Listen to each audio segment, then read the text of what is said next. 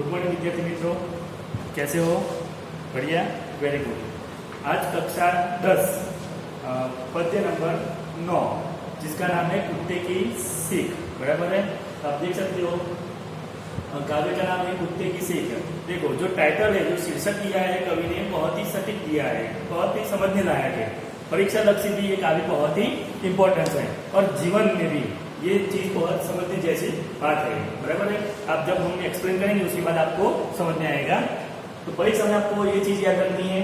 कुत्ते के सीख कवि का नाम क्या है? तो नाम है रामधारी सिंह। बराबर है? आपको ऑनलाइन क्वेश्चन में आ सकता है और मतलब एमसीक्यू में हर बार पूछता है। दूसरा, रामधारी सिंह का उपनाम। बराबर? उपनाम परीक्षा में आवन। उपनाम क्या है? तो जिसका नाम है दिनकर। बराबर?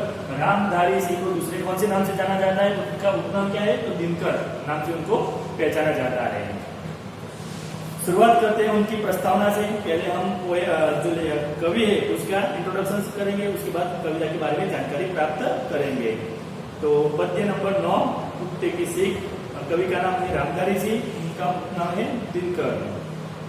रामधारी दिनकर जी का जन्म बिहार के मुंगेर जिले के सिमरिया नामक गांव में हुआ था। बराबर? तो कहा जन्म उनका क्या हुआ था? बिहार में मुंगेर जिले में सिमरिया नाम का छोटा सा जो गांव था वहां उनका जन्म हुआ था।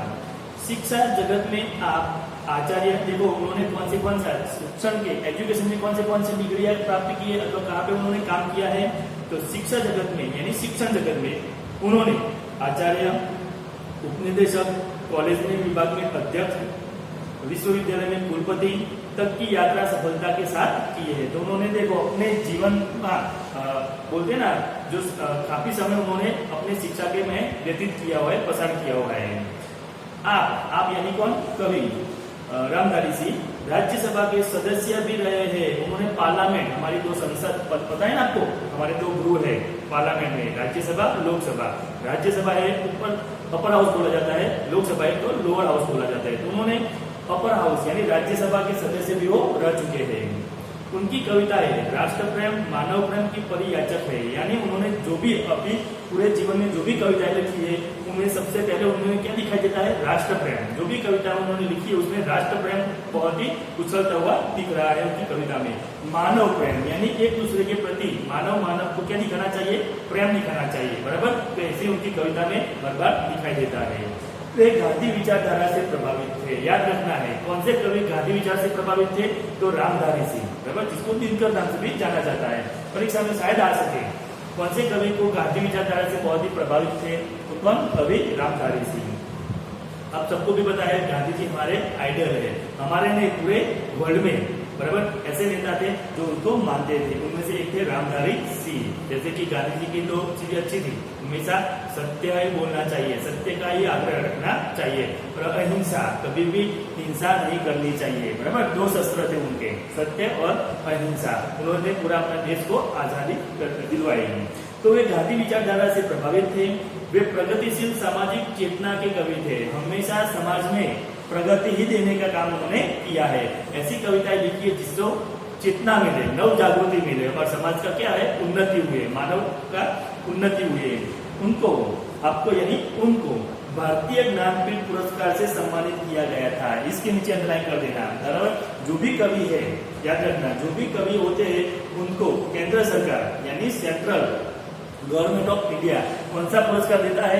जो साहित्य में अच्छा योगदान देती है उसको ज्ञानपीठ पुरस्कार दिया जाता है। तो वो केंद्र सरकार, बराबर दिल्ली सरकार देती है ज्ञानपीठ पुरस्कार। किस चीज में? तो साहित्य में अच्छा योगदान करने के लिए, अच्छा लिखने के लिए। दूसरा, देखो उन्होंने कौन से साहित्य लिखा है? तो रेणुका, ओंकार, सरवंती इनके काव्य संग्रह है। कुरुक्षेत्र, रश्मिरथी, उर्वशी जैसे प्रबंध काव्य लिखे हैं। अर्धनारीश्वर, मिट्टी की ओर तथा रेती के फूल उनके चिंतनात्मक निबंध है। संस्कृति के 4 अध्याय इनकी प्रमुख गद्य रचनाएं हैं। तो ये उनका साहित्य में योगदान दिया हुआ है, इसलिए उनको सरकार ने कौन सा पुरस्कार? ज्ञानपीठ पुरस्कार से उनको नवाजा गया है। लास्ट जो तीसरा पैराग्राफ है वो आपको समझना है, जो कविता का पूरा सार है। बराबर? जो 3 लाइन दिखाई रही है वो पूरे कविता के सार आपको समझ में आएगा। मैं पढ़ रहा हूँ। प्रस्तुत काव्य बच्चों के लिए लिखा गया है। याद रखना है, ये जो कविता है कुत्ते की सीख वो ज्यादातर किसके लिए, बच्चों के लिए लिखा गया है। कुत्ते और खहरा, तो जो उसमें जो स्टोरी दी गई है इसके बारे में, जो एक मेन जो बोला जाता है कैरेक्टर कौन सा है, कुत्ता, और खहरा खहरा खहरा का मतलब होगा खरगोश, यानी हम गुजराती में बोलता क्या बोलते हैं, ससनु जेना कहिए છીએ ને बराबर। तो खहरा परीक्षाમાં પૂછાય છે સમાનાર્થી અથવા પર્યાયવાચી શબ્દ, खहरा मीन्स खरगोश, बराबर याद रखना है। यानी गुजराती में ससनु कहिए છીએ तो खरगोश हिंदी में बुलाया जाता है। तो इस कविता में प्रमुख जो दो पात्र है वो है कुत्ता, दूसरा है खरगोश। कुत्ता और खहरे की कहानी के काव्य में प्रस्तुत किया है। वे इस कथा में यह बताना चाहते हैं कि छोटा या बड़ा, ताकतवर या कमजोर जब अपने प्राणों पर आ जाते हैं तब उनमें विशेष शक्ति का संचार होता है। देखो बहुत ही सटीक लाइन है, ये लाइन के नीचे अंडरलाइन कर देना, बराबर। ये कविता का पूरा सार है, यानी जब हम हमारे प्राणों की चिंता करते हैं, बराबर ना, क्योंकि प्राणों से कुछ होता नहीं है, कुछ भी बोलते हैं ना, जो भी हम काम करते हैं किस लिए करते हैं, जीने के लिए करते हैं, बराबर। जो कुछ होता ही नहीं तो हम क्यों करें, बराबर ना। तो ऑलमोस्ट हम जो भी काम करते हैं जीने के लिए करते हैं। तो यहाँ पे यही बात समझाई गई है। तो कविता में एक कुत्ता होता है और एक खहरा होता है। तो जब कुत्ता खहरा के पीछे भाग रहा है उसको पकड़ने के लिए, बराबर है, तो खहरा अपना पूरा जी जान लगा देता है भागने के लिए, बराबर ना, और वो बच जाता है। तो क्यों बच गया, तो क्योंकि कुत्ते के लिए तो उसका एक दिन का भोजन था, मगर खहरे के लिए पूरा अपनी जान पे पड़ी थी, बराबर, जान पे आग पड़ी थी, तो इसलिए वो बच जाता है, जो हम कविता की तारीफ समझेंगे। कुत्ता और खहरे की कहानी के काव्य में प्रस्तुत किया गया है। वे इस कथा में यह बताना चाहते हैं कि छोटा या बड़ा, बराबर, समझने जैसा है, तफावत है ये, छोटा या बड़ा, ताकतवर या कमजोर, बराबर, विलोम शब्द में भी आ सकता है, कभी ताकतवर तो दूसरा विलोम शब्द क्या होगा, कमजोर, जब अपने प्राणों पर आ जाते हैं तब उनमें विशेष शक्ति का संचार हो जाता है। ईश्वर ने ऐसी शक्ति सबको दी है, यानी आपको भी समझने लग जाए, क्योंकि कविता किसके लिए लिखी गई है, बच्चों के लिए लिखी गई है। तो कोई भी बच्चा कोई भी चीज में, बराबर, हर चीज में एक्सपर्ट नहीं होता, अगर कोई पढ़ाई में तेज होता है, बराबर, कोई खेलने में कम अच्छा होता है, कोई गाने में अच्छा होता है, तो हर एक बच्चे के अंदर भगवान ने एक विशिष्ट शक्ति दी गई है।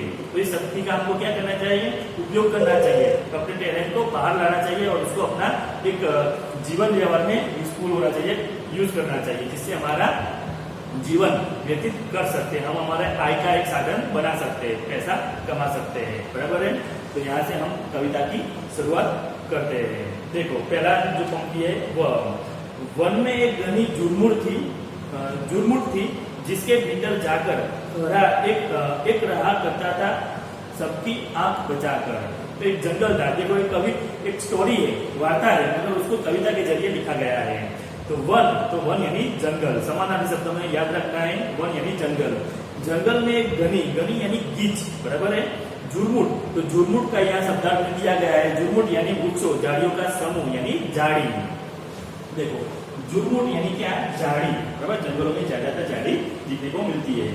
वन में एक घनी जुर्मुट थी जिसके भीतर जाकर, भीतर यानी अंदर, बराबर याद रखना है, तो जिसका विलोम शब्द होगा बाहर, भीतर यानी अंदर और इसका विलोम शब्द होगा बाहर। तो वन में एक घनी जुर्मुट थी जिसके भीतर जाकर रहा करता था सबकी आंख बचाकर। तो एक जंगल था, बहुत सारी जुर्मुटें थी, झाड़ियां थी, उसके एक झाड़ी में एक खहरा यानी एक खरगोश रहता था सबसे बचकर, बराबर। तो कोई शिकारी आता था, कोई जंगली जानवर आता था, तो सबसे आंख से बचकर वो रहता था। देखो यहाँ पे मुहावरा है, आज आंख बचाकर, यानी मुहावरा देख सकते हो, आंख बचा के रहना यानी नजर से दूर रहकर, बराबर है, अथवा छिपकर रहना।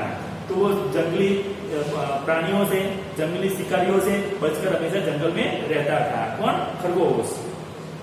फुनकिया घास की चुन चुनकर खाता था, देख दूर से लोगों को जुर्मुट में छिप जाता था, यानी वो हमेशा एकदम मजे से रहता था जंगल में, बराबर। तो जब भी उसको कुछ आपत्ति लगे, बराबर, कुछ डेंजर जैसा जोखम लगे, तो कुदक कर यानी एकदम झड़प से कूद के मारकर वो अपने झाड़ी में छिप जाता था।